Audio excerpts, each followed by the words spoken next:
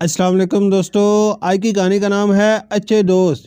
رضوانہ بیوہ عورت تھی، اس کے شوہر کا ایکسیڈنٹ میں انتقال ہو گیا۔ اس کے 3 بچے تھے، سب سے بڑا بیٹا مرتضیٰ، بیٹی ہما اور سب سے چھوٹا علی تھا جو 8ویں کلاس میں پڑھتا تھا۔ مرتضیٰ MA کر رہا تھا، ساتھ ساتھ وہ ٹیوشن بھی پڑھاتا تھا۔ ہما FA کی طالبہ تھی، وہ بھی ٹیوشن پڑھا کر اپنی تعلیم کا خرچہ اٹھا رہا تھا۔ صرف ایک علی تھا جو بہت لاپرواہ قسم کا لڑکا تھا، اسے کھیل کود سے فرصت نہیں ملتی تھی۔ آج کل اس کی دوستی محلے کے سب سے بدنام گروپ سے ہو رہی تھی، جس پر رضوانہ کو تشویش لاحق تھی۔ امی علی کہاں ہے؟ مغرب کے وقت تھکا ہارا مرتضیٰ گھر میں داخل ہوا تو سوال کیا۔ تھوڑی دیر کھیلنے کا کہہ کر گیا تھا اور ابھی تک نہیں آیا۔ رضوانہ نے فکر مندی سے کہا، جی نواب صاحب اپنے دوستوں کے ساتھ صدر میں گھوم پھر رہے ہیں۔ مرتضیٰ نے طنزیہ انداز میں کہا تو رضوانہ چونک گئی، مگر وہ تو کہہ رہا تھا کہ رضوانہ چپ کر گئی۔ امی وہ ہر روز گلی میں کھیلنے کا کہہ کر کہیں اور چلا جاتا ہے۔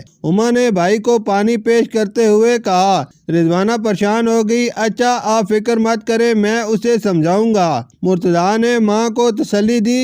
اگلے دن مرتضیٰ نے علی کو پاس بٹھا کر پیار سے سمجھایا، دیکھو علی، انسان کی پہچان اپنے دوستوں سے ہوتی ہے۔ علی سر جھکائے سنتا رہا، مگر اثر کچھ نہ ہوا۔ وقت تیزی سے گزرنے لگا۔ علی بہت جلد پاشا کے رنگ میں رنگ رہا تھا۔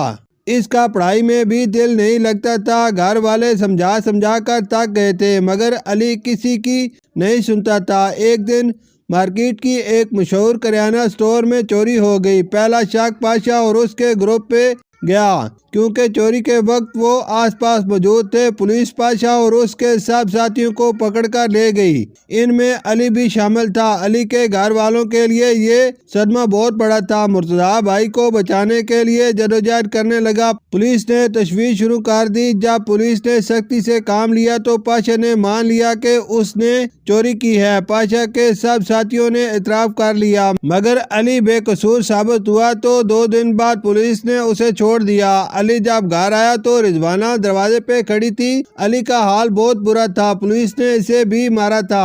علی ماں سے لپٹ گیا اور داڑیں مار مار کر رونے لگا، بھائی مجھے معاف کر دیں۔ علی نے مرتضیٰ کی طرف دیکھا اور اس کے سامنے ہاتھ جوڑ دیے۔ علی شکر کرو کہ تم پر کوئی الزام ثابت نہیں ہوا اور پولیس نے تمہیں چھوڑ دیا۔